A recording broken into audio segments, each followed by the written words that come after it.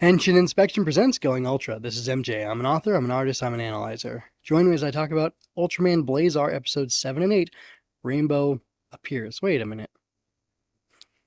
Somehow I don't think that's the actual title of the episode, but you get it. The rainbow appears, a rainbow appears, upside down rainbow appears, whatever. It'll be fine. So, the first thing I want to talk about is here, looking at my notes. So the kaiju is inspired by the Australian Aboriginal rainbow snake deity, sometimes called Yurlungur, and I think that's really cool. I looked into it a little bit. It basically, one of the key features of it is that sometimes it's male, sometimes it's female, sometimes it has a very destructive nature, sometimes it has a very positive nature. There's an idea that all the gullies and streams and lakes and things like that in Australia were formed by it rolling around, and its body carved these structures, and then in different ways. One of them, there were a bunch of frogs that were sleeping in the ground or something like that, and then it tickled their bellies and they spit out water as they laughed, and those filled the lakes and rivers. It's super interesting. And then there's different stories about the rainbow, about Yulungur, being this force of like judgment, and even at a point turning people into stone if they were wicked. Also taking animals that were very noble and turning them into people, and I guess they would stay animals if they were not so great. There's lots of different things, lots of different myths from what I skimmed and looked into just a little bit. I'm for sure not a expert on Yolungur, but there's a lot of cool stuff about the rainbow snake from this Australian Aboriginal culture and mythos, I'm going to say. And I do mean mythos in the positive way, not in the negative way. So anyway, that was pretty cool. It really seemed like, I think it's, I don't know where this is from, but like the Lord giveth, the Lord taketh away. I'm pretty sure that's from the Tanakh and the Hebrew Bible, and I would say like that's pretty accurate of Yolngur. And maybe that's, I don't know, the thing that I looked at, the video that I watched for this to do a little bit of research, didn't say that Yolngur was the chief deity of the Aboriginal peoples, but very well could be. Very well serves, or in fact does serve a purpose of blessing and punishing and judging and condemning those who are wicked. So makes sense to me. Anyway, so that was pretty cool. And that really fits in with the theme of this episode, which I'll get to towards in a minute or so. I want to stop real quick and say in episode 8, the beginning, I think they were planning how they were going to deal with, I wrote his name down, hold on. How they were going to, I wrote it down in different notes. Oh no, here it is. Niji Kagachi, how they were going to deal with Niji Kagachi, and there was this awesome music. I don't know if that score has appeared before and I just haven't noticed it or what, but it was absolutely fantastic and I really dug it. So that was pretty cool. Next thing I wanted to say is, I thought it was really interesting that Teriyaki and Gento kind of fought or disagreed over one of them having to confront the professor, because Gento figures that they may have to kill the professor, and he's okay with that. And he wants to make sure that Teriyaki is okay with that. And I find that really interesting because Teriyaki even asks him, well, are you okay with that? And Gento says something like, basically killing this one man in order to save the lives of millions. Yes, I would do it. And I found that to be very impressive.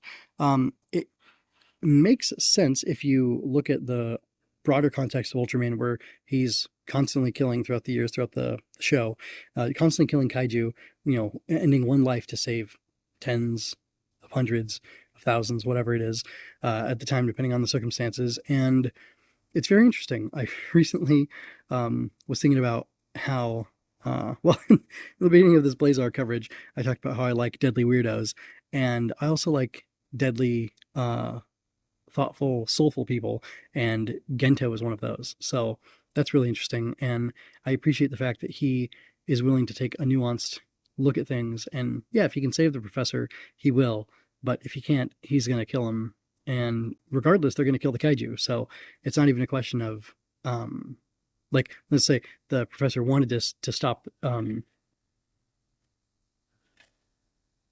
Kagachi. and then Niji Kagachi was out of control, so he went on a rampage anyway, then they would kill the kaiju. And that's kind of a big deal, right? I mean, killing a kaiju should be similar, analogous to killing a human being. And um, therefore, if they're comfortable killing a person to save all these lives, or if they're comfortable killing a kaiju to save all these lives, they should be comfortable killing a human being to save all these lives. And that's where Gento is coming from. And I really like that argument, and I like that nuanced approach to it, or that, like, the fact that they slowed down and talked about that for a minute, and then they went on with the rest of the episode, because that's an important thing to think about and to acknowledge and to understand. And I mean, understanding the value of life. Speaking of understanding the value of life, Teruaki pleads with the professor that if he has this flood happen, essentially, that there will be plants and animals, flora and fauna, that are afflicted and hurt by Nichikaguchi's wrath, and how he should consider that, even if he wants to discount the fact that people are part of nature.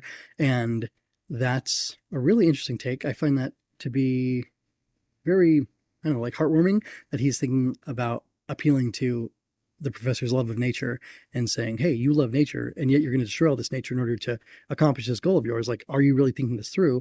And is this really the best way to go about this?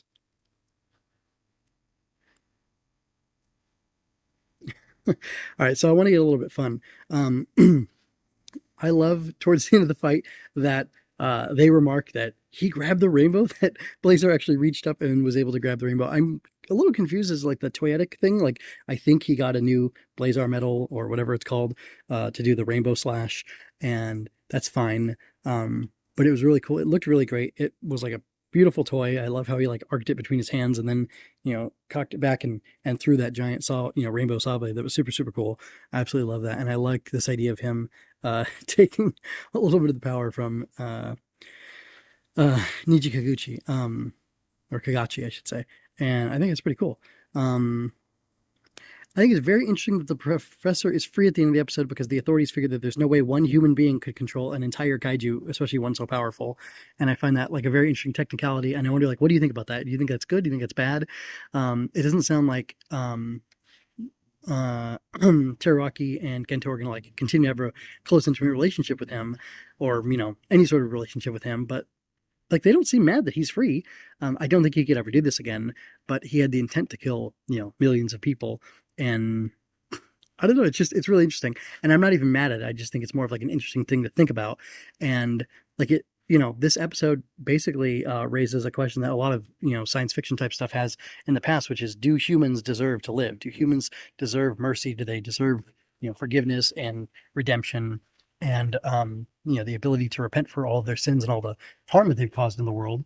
And I think that's a very good question to ask, and I like the fact that this kind of bravely asks the question, and our heroes think that humans do deserve this protection, but our villain certainly didn't. And I'm not saying he had a point, but it's just interesting.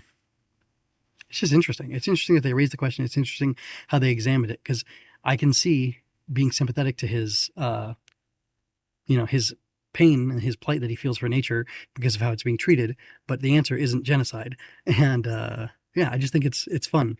I thought it was a really good episode, asking that question and taking the time to examine who deserves to live. And even at the end there, where the professor and Teruaki were confronting each other, the professor said, like, we're going to let God decide, and to the victor go the spoils, basically, and I'm going to try to kill you, and you're going to try to kill me, and whoever wins, that's who nature deserves, or like proves is the right person, because survival of the fittest or whatever. And it's just interesting how dangerous that ideology can be, and I really liked them touching on that. Anyway, I really like this episode, or this pair of episodes. I thought they were pretty great, and I'm wondering what you think about them. So let me know. I hope you enjoyed that. Subscribe to keep up with me. Like and share to help me reach more people like you. And go to mjmunoz.com to find your next favorite thing. And don't forget to let your voice be heard. Stories are always better when you're part of the conversation. Until next time, be well. This is MJ signing out. This has been a Story Over Everything production.